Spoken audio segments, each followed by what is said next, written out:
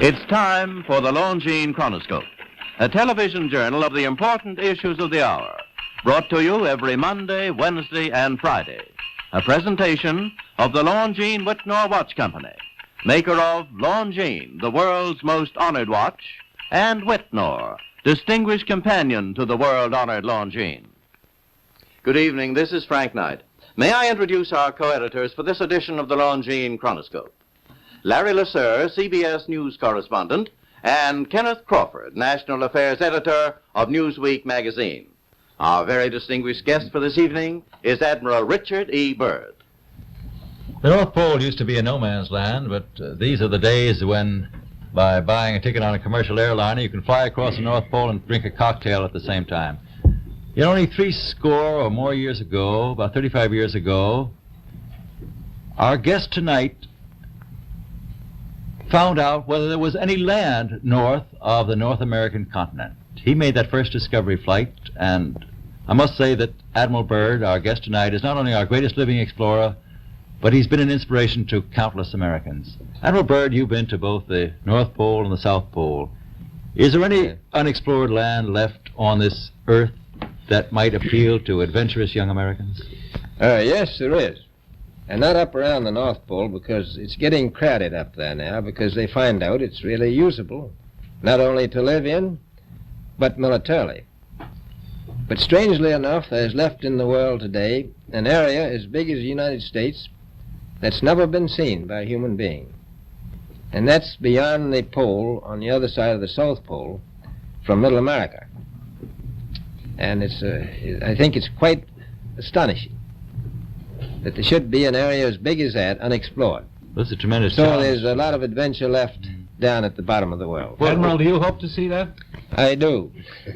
Well, Admiral, Yeah. would you say that since you've been to both the extremities of Earth, are these expeditions to such far-off places, are they getting easier because of modern techniques, or is danger still close at hand? Well, it's a little risky, but nothing like it used to be with the old slow planes and the small cruising radius where we had to put down bases. We replaced the dog teams, and of course that was a big improvement.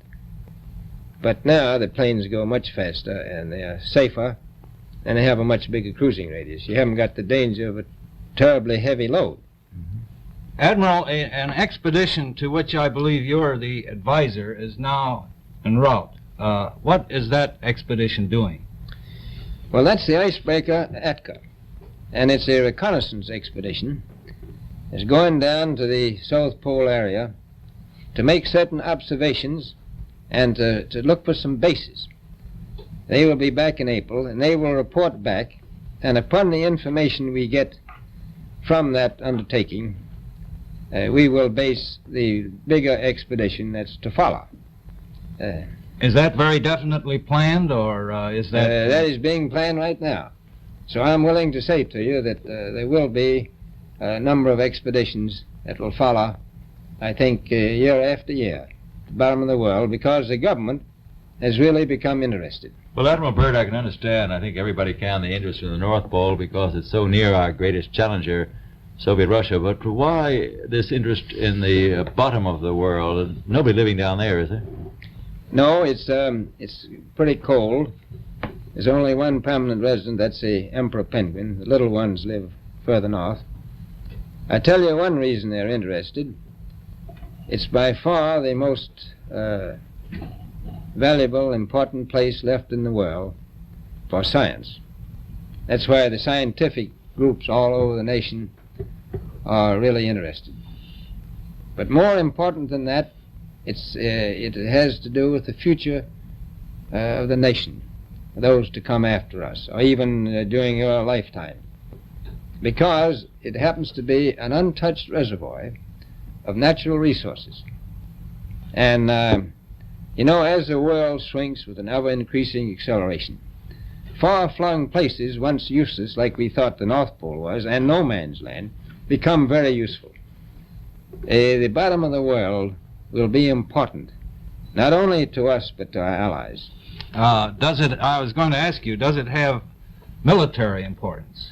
It has some, and as the world shrinks, it will continue to shrink with an ever-increasing acceleration. thus bringing these places closer. And in the future, I can see a time when it will be very, very important strategically. Well, has the development of air power increased the strategic importance of places like the very much Parma so. Peninsula, we'll say? Very much so. Even now, if anything happened and we lost the Panama Canal, we would have to control the islands just north of Antarctica, which are part of Antarctica. Then between there and Cape Horn. I've heard it said that there are 7 continents in the world, and one of them has never been seen by a woman, and that's Antarctica. Is that actually true? Well, if the Palm Peninsula is an island, as far as I know, that's true. No woman's ever stepped foot upon the Antarctic continent, and it's the most peaceful place in the world. Well, I'm sure that won't last very long. Today, I understand that now that you're working with the Arnold Bread Company in charge of frozen foods. Now, is there any future for frozen foods down these frozen extremities? Well, I think the human race can be helped by that.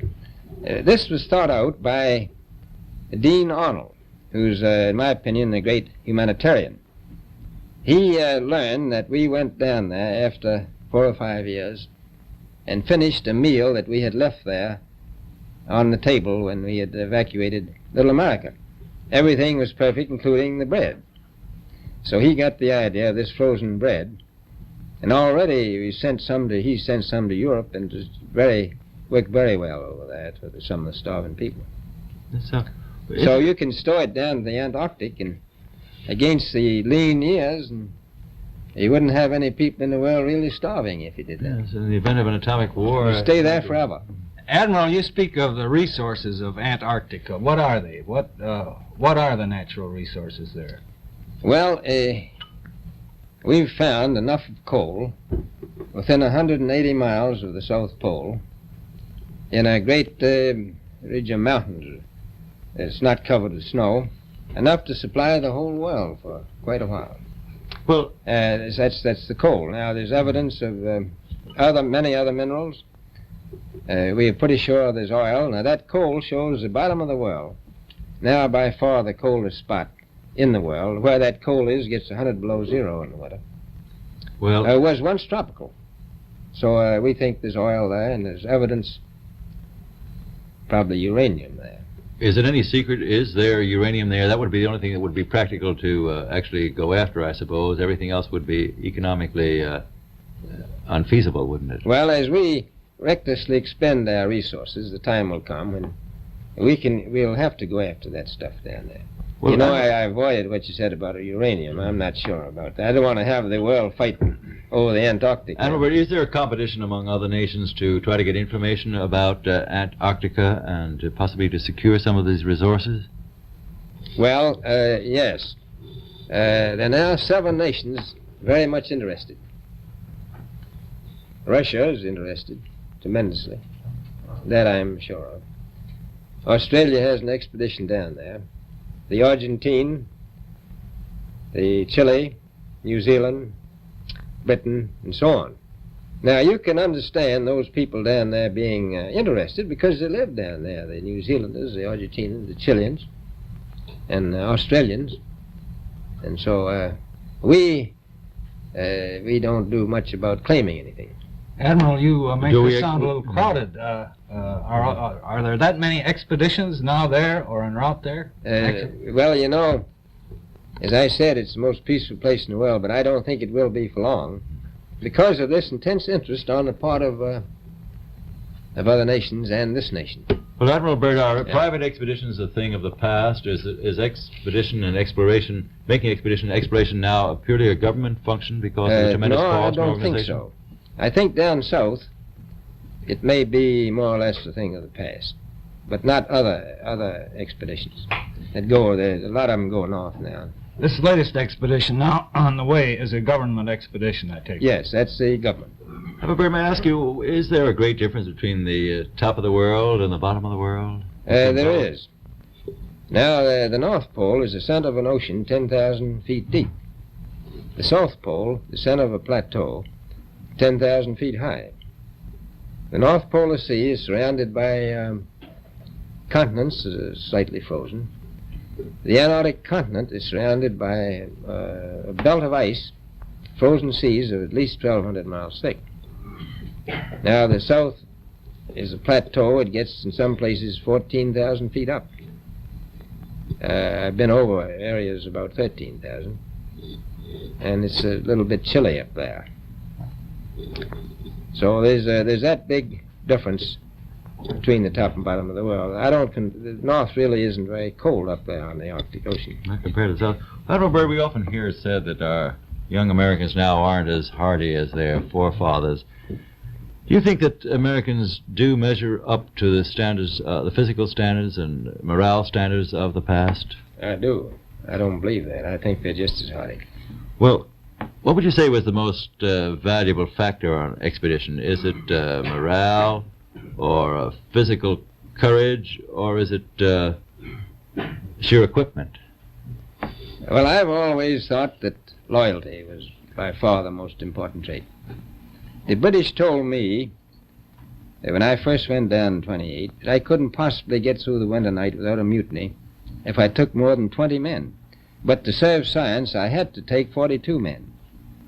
Then I took 56 the next time, and so on. And I did find that loyalty was the most important thing during the winter night when it's very hard on your nerves. I think that's best trait. Well, that's a very valuable characteristic at any time. Well, thank you very much, Admiral Byrd. It's been a great pleasure to have you here tonight. It's a pleasure to be with you. Yeah. The opinions expressed on the Longines Chronoscope were those of the speakers.